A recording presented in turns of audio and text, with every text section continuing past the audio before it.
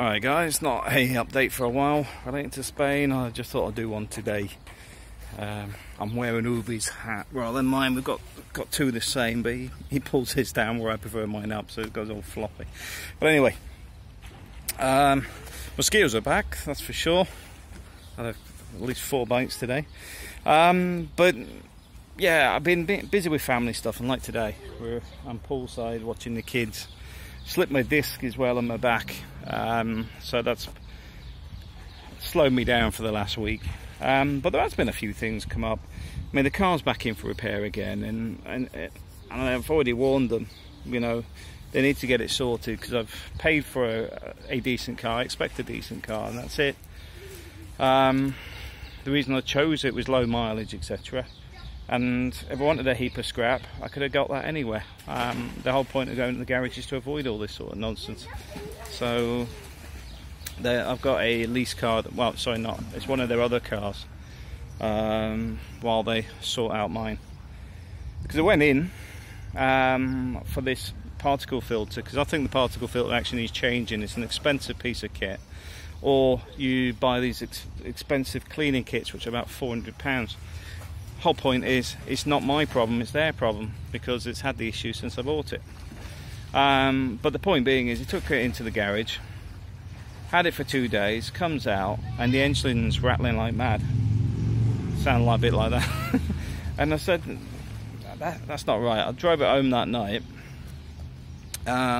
Following day, we were going somewhere else, and I had another warning light come on, a new one. And then I thought, I'll have a look. I opened up the bonnet, and there's oil all around the top.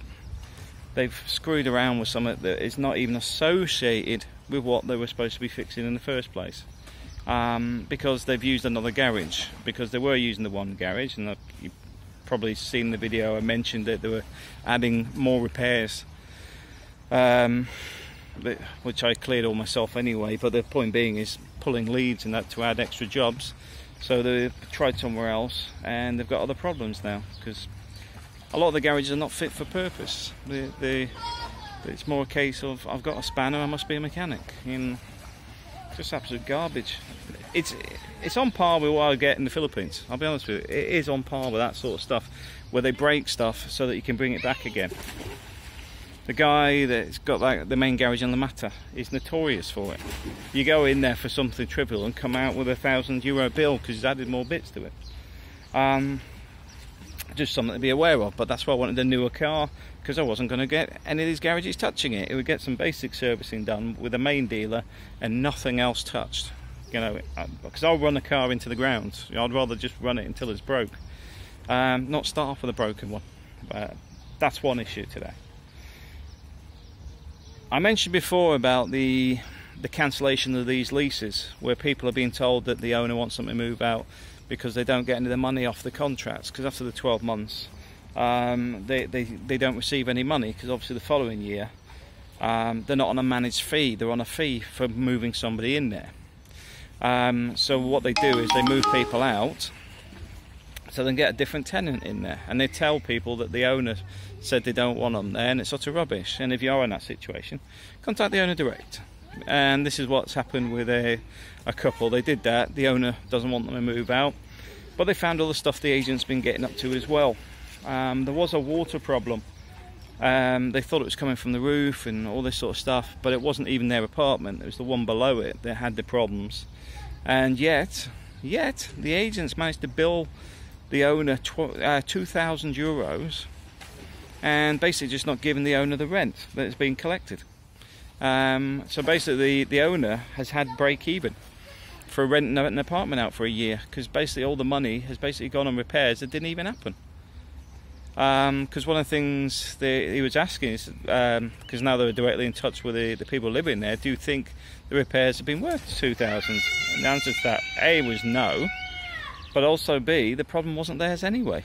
The problems with the apartment underneath, and it was actually a damaged pipe in the wall downstairs. So €2,000 have basically been stolen by the same agent. I'm going to speak to the people about it, because I'll quite happily tell you which agent it is, but I want to speak to the people directly and see if they'll actually come in and chat about it, or speak to the owner and chat about it. because I'd like to validate and confirm everything.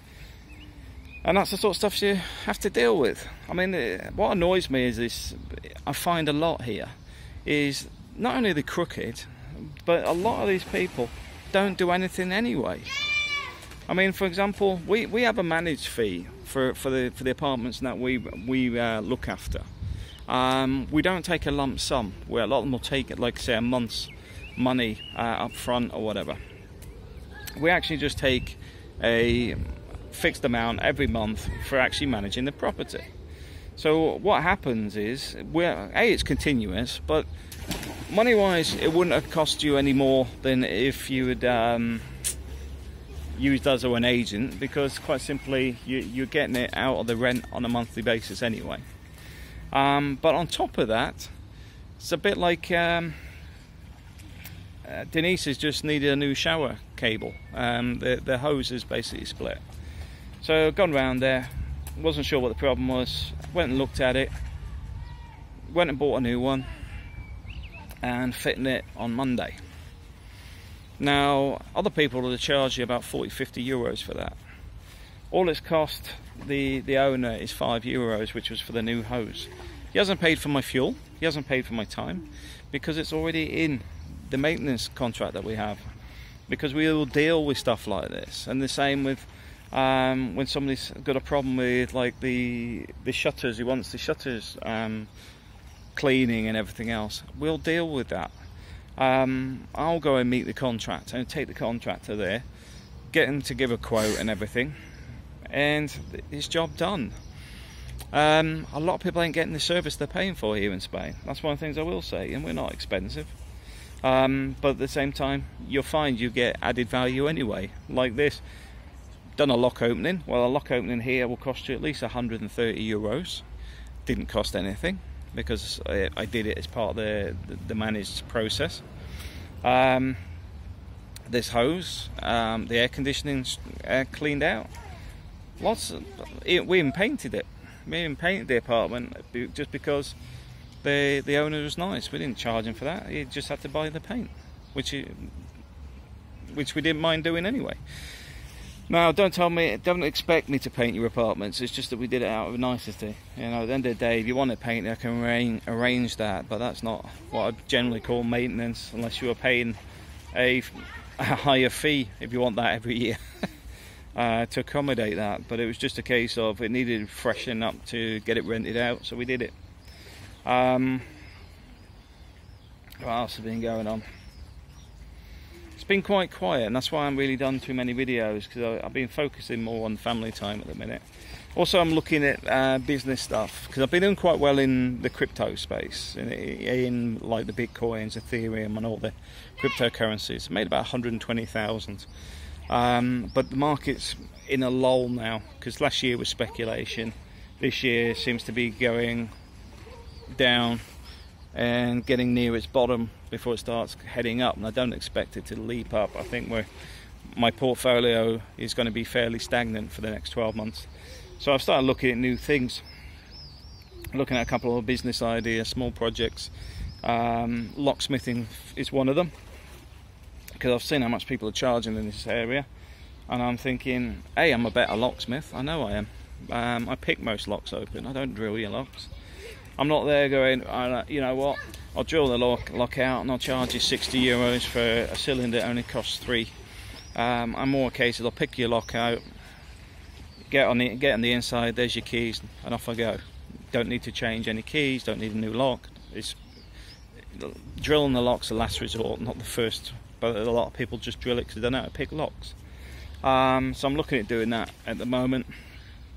Also looking at some stuff like some small maintenance equipment, like for example jet washers and patio cleaning equipment, to open a small maintenance project business. Andreas is also doing small construction projects as well. We'll be doing an update on that very soon. The one he's currently renovating. Igor does his full renovations as well. He'll actually do a construction from the ground up. He'll build you a whole property if you want it built.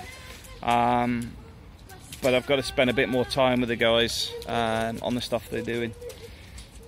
A few people have asked me about the NIE things as well. April's doing NIEs, April's doing residencies for EU and non-EU. We've had a few contacts in the last week relating to coming to Spain and how to do the residency process along with doing all the NIE stuff, and we're reasonably priced. I mean, April's doing the NIEs for €30, and I'll quite happily give you the prices. €30 will get your NIE sorted. Residency is a bit more difficult because it depends how easily yours goes through. For example, she's done a few up in Alicante, so you've got the time it goes there, because nearly you're talking about half a day from here, but at the same time it'll still work out cheaper than what you're paying elsewhere. The reason being is we don't actually need a big income. We're not interested in ripping people off. We're more about quality of service, because I'm frustrated of crap service, to be honest. Sick and tired of it. Poor quality seems to be everywhere. I mean, I've had, I don't know how many phone holders for the car. The last one just lasted a month. But bear in mind, I've hardly used it because I've hardly used the car. But what's happened is the rubber that sits on the screen, it's got a spring behind it and plastic, and basically it's got hot because obviously it sits in the sun. The plastic's expanded and the rubber's come apart, and it's like, but I have it, you know, I've probably used it about 6 times. It's just junk. That's why I get frustrated when people go on about these the plastic bag thing. I'm thinking, stop importing these Chinese bloody goods. That's far more damaging. But anyway, yeah, so quality of service is important for me, and this is one of the things I do want to stress there. Airport pickups and stuff we're doing as well, and a few other bits and pieces.